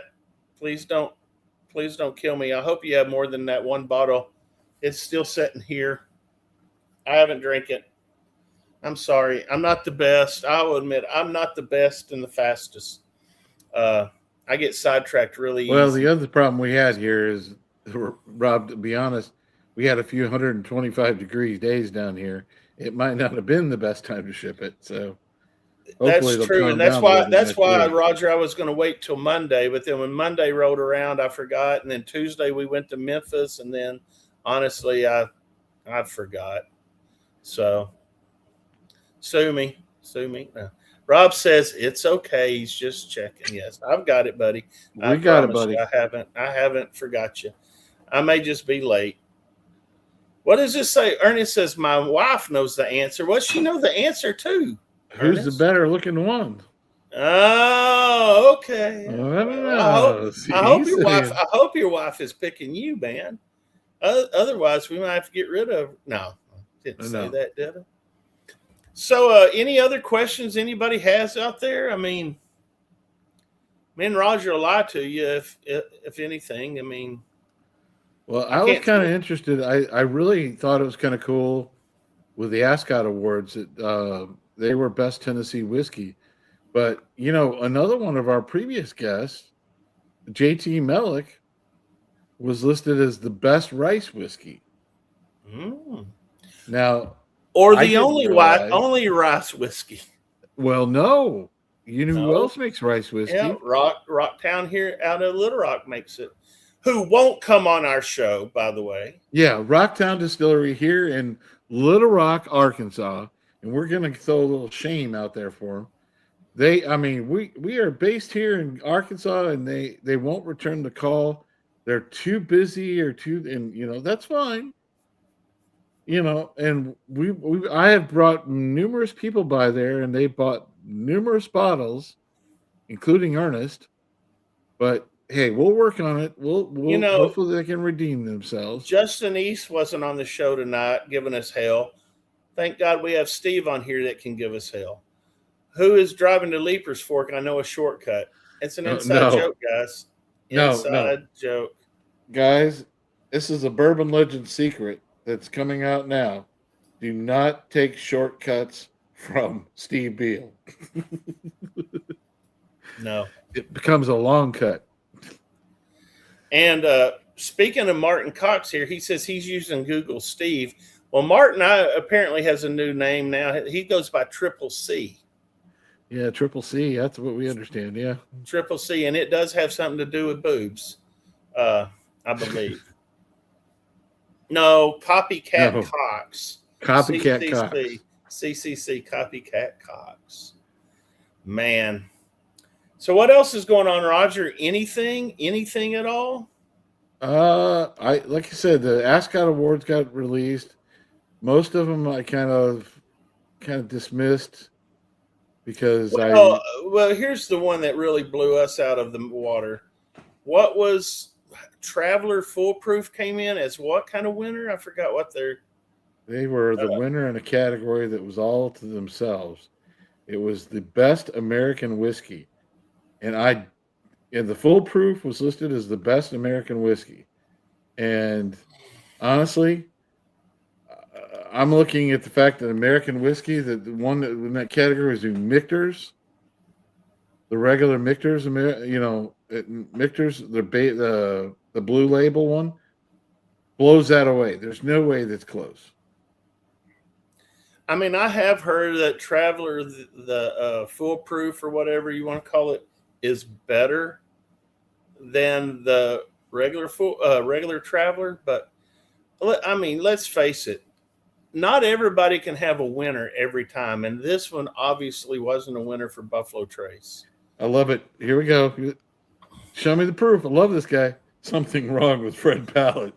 I'm going to tell you. Show me the proof. Well, I don't have my regular pants on. Actually, I don't have any pants on, but that's none of y'all's business. Whoa! I got a feeling there's some green that is exchanged with some of these ratings. Oh yeah. Well, Sazerac was listed as the best distillery, and I mean, whatever. What? Chilo Rocco. Oh, Lord. So I've got a question for all you out there. Hold on. All these graphics flipping around has got me in an epileptic seizure here. What the hell was I going to say? There again, Roger, I got old man syndrome there. I'm forgetting things. I was going to ask a question. But hell, I don't remember what it was. So screw it. Oh, well, I know what I was going to ask now. Okay. All right. What? I mean, I can say this. I'm not saying anything derogatory or anything that I'd be sued over. But what's the audience's opinion on Fred Minnick? Fred Minnick and his awards, Ascot Awards or whatever. What Ascot? Oh, that's the thing you wear around your neck, around your neck. Yeah. Yeah. The only person I know that wore an ascot other than Fred Minnick was the guy from Scooby Doo, Fred, and he was another Fred, right? Okay, stop saying Mellick, because you're going to get our buddy down in Louisiana pissed off us. We ain't going to get no crawfish. We ain't got no rice whiskey. So Fred Minnick. Minnick. Fred Minion. Do you think wasn't it Fred that was help me out here? Was Fred not the tall blonde guy with the white shirt and the blue pants in Scooby Doo? Was that Fred? That was Fred. Okay, well, they both were ascots. Okay, Martin Cox says he picked a darn good old Glory Barrel. Okay, that's good. I'm glad he did. I'm all for him. I just want to know y'all's opinion. And speaking of old Glory Barrels, thanks for having my back, Will. Yeah, and here's the other problem we're having tonight. And this is part of the reason we're both a little discombobulated. We don't want to have Will on the show to keep us concentric and centered, because Will, fortunately, has dealt with this week. He started his chemotherapy treatment, and if anybody knows, you don't want to do it, you don't want to have it, and he's doing it because he had colon cancer, but got no colon left. But he's going to be protecting himself from any other cancers. But it knocks the hell out of him, and nausea and all those fun things. And he's still jumping on. He goes, chemo sucks. I love it. And he's still jumping on there and helping us out tonight, even though I know he doesn't feel good at all. And I really appreciate it. You being on the show kind of leaves us a little unbalanced. But the big key is, we know he's going to get better at the end of this. We're going to have we're going to do a nice little live where we're drinking the victory pours that fortunately, there was about 20 folks that in the bourbon community that helped out a lot by buying him and sending him a few bottles that he did not expect. And so we're going to use those for his victory pours whenever it comes to the last day of treatment. We're going to go up on the mountainside up in Hot Springs and try to do a live one afternoon sitting on the side of a mountain and drinking some really good bourbon and saying fuck cancer. I'll drink to that. You know what I think, Roger? I think we should just plan something right here on the damn spur of the moment. So our first major bottle share is coming up Saturday.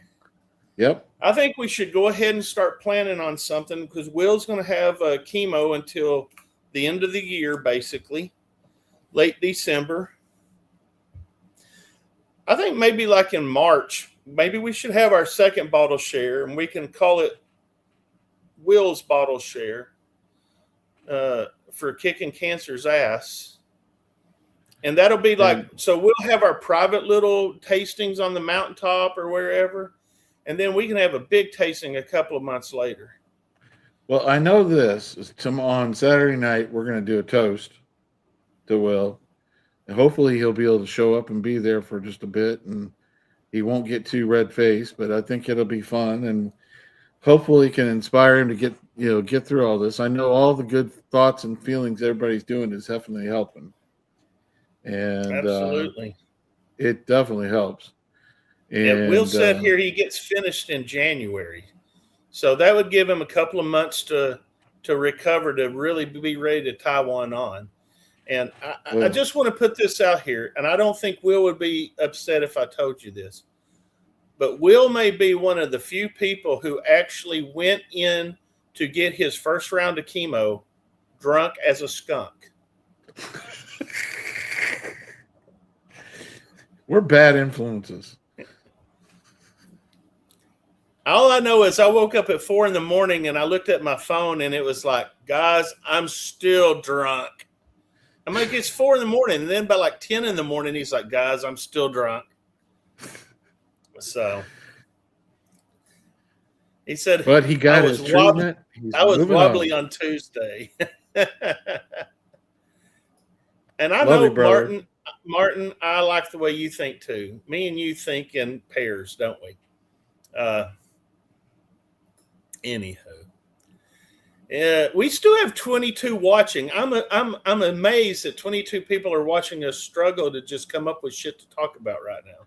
Well, no, we got stuff to talk about. We can get off on these playoff results for, the Fred Minnick Awards and his best extra age bourbon and the overall best bourbon of all time for last year was what?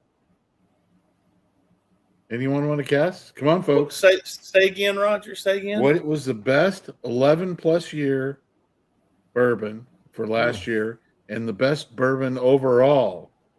Elijah Craig. The best bourbon overall for last year. Elijah Craig? Nope. I don't know. Nobody George T. Stagg. Now, I don't know about you, and I'm just throwing this out there a little bit, but isn't George T. Stagg just like being a single barrel and it's hard to get and you can't, not everybody gets it? Oh, wait, I know you got one up there from last year, and I know Martin Cox does, because Martin Cox is going to share a bottle with me. He's going to share a pour with me of that, but okay. Oh, well. I think Roger has a love-hate relationship with Mr. Minion. Peerless is the best craft whiskey, or craft bourbon. I don't know about that. See, Will's got it down. He's like, it's like Super Bowl champions. Nobody remembers. Exactly. Especially if you're Dallas Cowboy fans, nobody remembers their last time of winning the Super Bowl. When was the last time that they won the Super Bowl? About 30 years, I think. Been a while. All I remember is some lineman running in the end zone trying to cover a fumble and fumbling it. Sorry. There used to be a joke about the white line, and I'm not going there. Yeah, show me the proof. I like that. That's okay allocated, but needs to rate all the shelfers. I agree with it. I know what you meant. Not Hold shelfers. on. He said shelters. Which shelters are we talking about? Tornado shelters? Homeless shelters? No. Drink what you want and don't worry about awards. That's what I say. There you go. I agree with you there. Drink what you want. Drink what you like. If you want to drink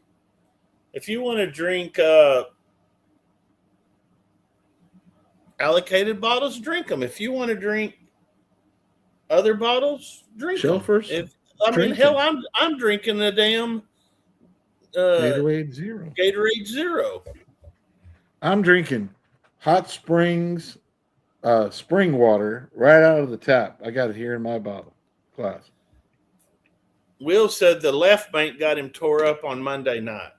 So I guess we need to call Ken Hagens and tell Ken that.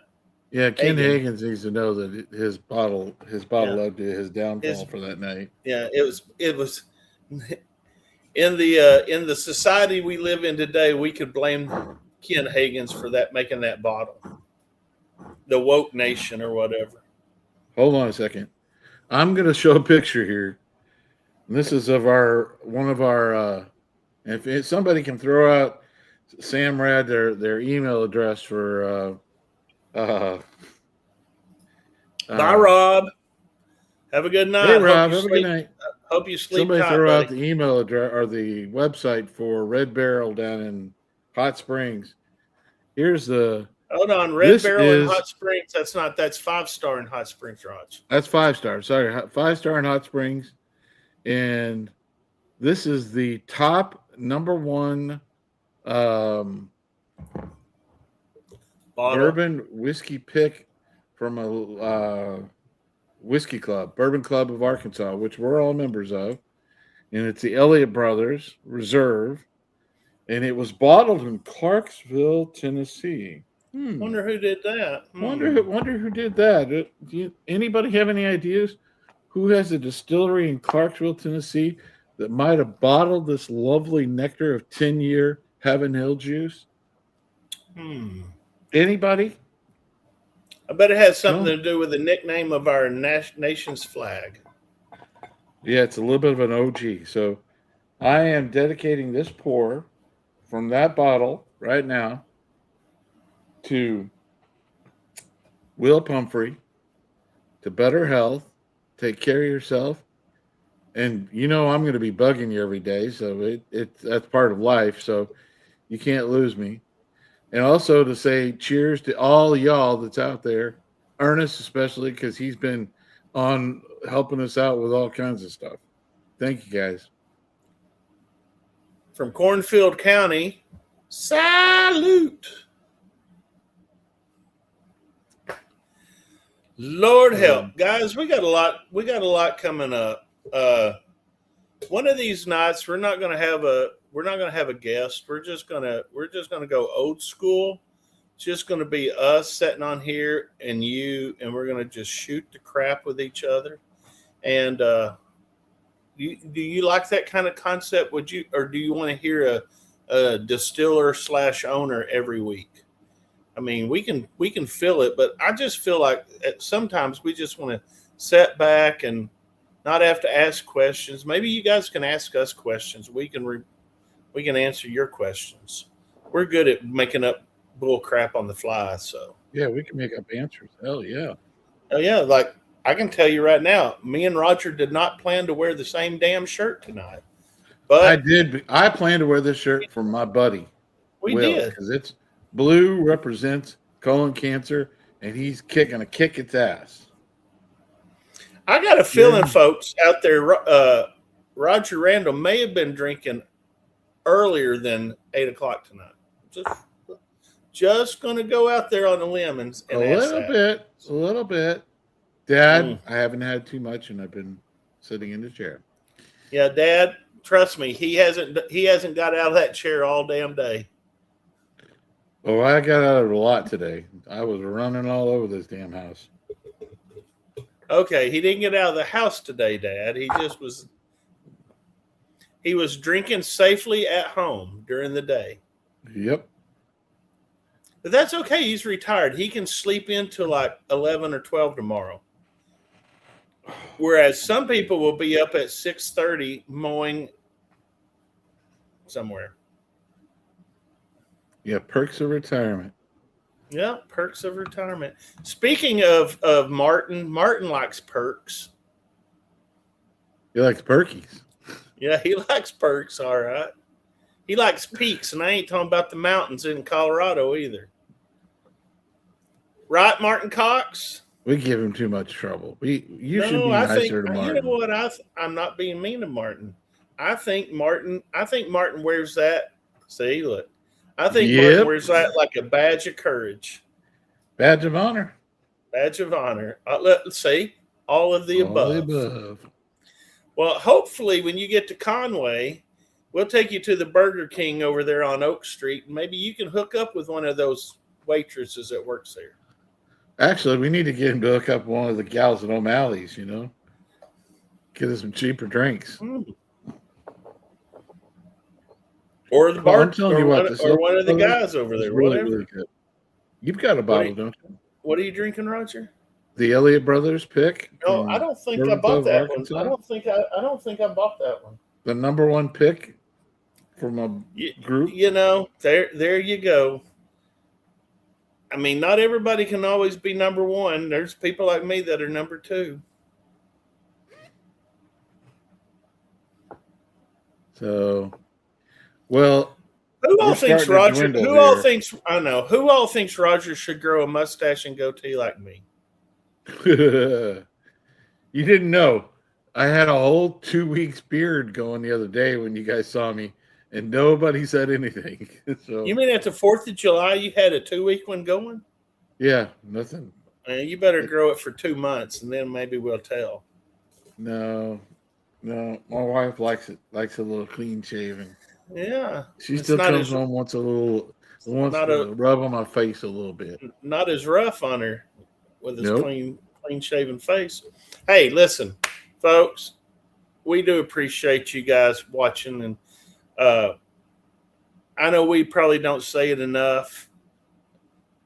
We take it for granted, but you know, honestly, if we didn't have you guys watching the show with us, we probably wouldn't be doing a show, because hell, I can talk to Roger without being on air. I do it almost every day.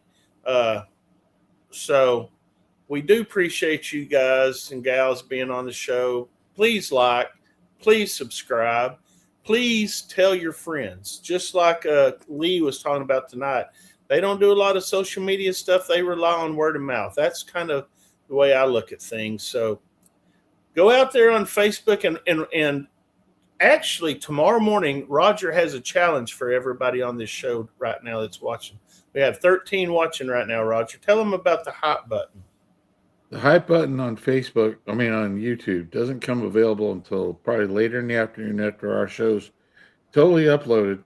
And if you get a chance, go back out, visit the show, make sure that you've liked it, and then go in and hit the hype button. You get it up to 3 times, which will help promote our show a little bit, get it out in the algorithm. Last week, everybody helped us. Who was number one last week in at the end of the week last week? At the end of on 2 days ago, we were number one, which is what we want to do because it gets it out in front of more people and we get more subscribers. We're going to be trying to hit that this weekend when we have our bottle share. We're going to force people into subscribing, but no, it's not hard to do. But it's harder to do with things kind of going on the way they are and things slowing down. But we appreciate anybody that subscribes, anybody that likes the content, and we just want to make sure that you know that if you go out there and hype the show, especially with since we have a smaller number of followers, it'll be a much helpful thing for us because it puts it on that little list on YouTube, and hopefully we pick up some more people. Yeah, I know Buffalo bourbon enthusiasts were out there. Want to say a shout out to Life on the Patio. They've always been, from the beginning, Life on the Patio has been some of our biggest proponents for the show. And absolutely, it gets here in the summer and they get busy and everybody's running around. But Life on the Patio, Artfully Bourbon, Scott at Artfully Bourbon, not on every week, but I know Scott, I think, is probably on summer vacation. What's going on with him? Adam at Adam Major Zero. Congrats on 9K. He had hit 9,000 subscribers today. And if there's anybody else out there, please let us know if you have any questions. I know Show Me the Proof was on the show earlier. So if you get a chance, go out to any of them. You're very observant.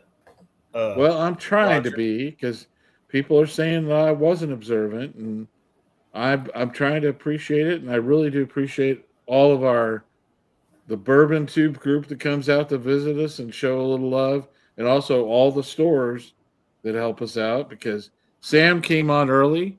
I know he can't stay on the whole time, and Josh is probably in the middle of a tasting tonight, so he's busy. But we'll have these guys on. We've got some really good shows coming up, guys. Yeah, let's talk about next week's show, can we? Oh yeah.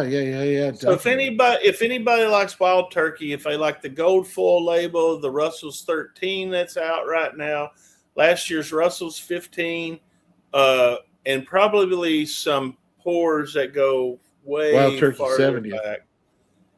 Yeah, we're gonna have on Rare Bird, and that's his handle he goes by, but he is basically the guru of Wild Turkey.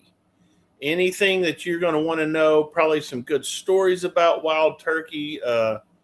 So tune in next week if you're a Wild Turkey fan. And even if you're not a Wild Turkey fan, tune in anyway. We may call you out. Still out there. Well, yeah, because he's one of our loyal listeners, followers, first-time caller. First-time caller, long-time listener.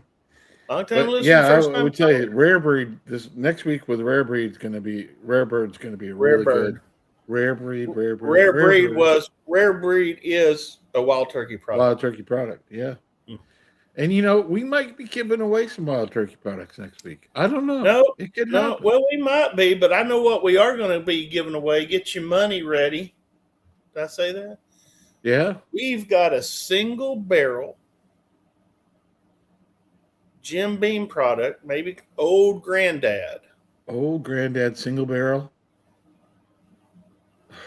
Hard to find, but I found a bottle, and I'm going to give you guys the opportunity to help pay the bills over here. This StreamYard has a monthly payment I have to make, and so if you guys don't mind, dig deep in those pockets. I'd love for you to be able to have a taste of this, because it's damn good stuff, isn't it, Roger? Yeah. And Show Me the Proof did something that I think he's very smart. The 45th anniversary Russell Reserve 13 for $3.99 today, and passed on it. I'd like to applaud you, brother, on that, because it is not worth $3.99. It's a $200 MSRP bottle, right? Or did it go up this year? No, it's $150 to $200. I believe it's Pay more than 200. that. We can argue back and forth, but I believe it's 200. But hey, I'll tell you this: you can get a Russell Reserve single barrels that are out there that'll stand up to that bottle, and you're good. So, any other questions out there, or any other concerns, or Steve Beal, you have any problems out there? We got Steve and Martin on the job tonight. We got Ernest. We got some mods out there to protect us a little bit. So we're having fun. I'm looking up real quick the MSRP of Russell's. Okay. Can you see that? Does it focus for you? No, just tell us. It's $200 a bottle. $200 bottles MSRP on that. Yeah, $3.99 is way too much. It's double the price. Yeah. Hey guys, Steve Bill wants to know how Maggie's doing. Maggie is good. We had a 3-hour visit today. That's my neighbor's dog, and we protect the neighborhood. And we ran off a few interlopers today, and she had a good time, and so that's all that matters. And Martin Cox says, good show, guys. Thank you. I think we should wrap it up on Martin Cox Triple C comment. Martin, and I know Justin's out there. Justin's not on the show tonight. Justin, no, but he's up there. He's in the Facebook. Oh, is he? I bet you Justin is. He hasn't been giving us hell over here like he normally does. No, normally Justin will, but he will. We need to get a hold of Justin. Me and you need to call Justin, and because we missed his live stream the other day, and we were trying to drive back from Memphis and trying to get run over by trucks. Yeah, you almost didn't have the show tonight. Yeah, let's put it that way.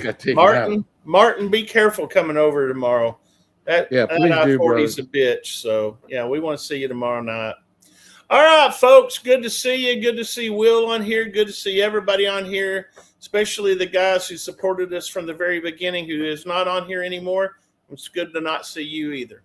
And on that note, we'll see you guys later. Pour one more for the stories we've told of barrels and bottles and whiskey gold. From grain to glass, through fire and flame, every pour's got a legend's name.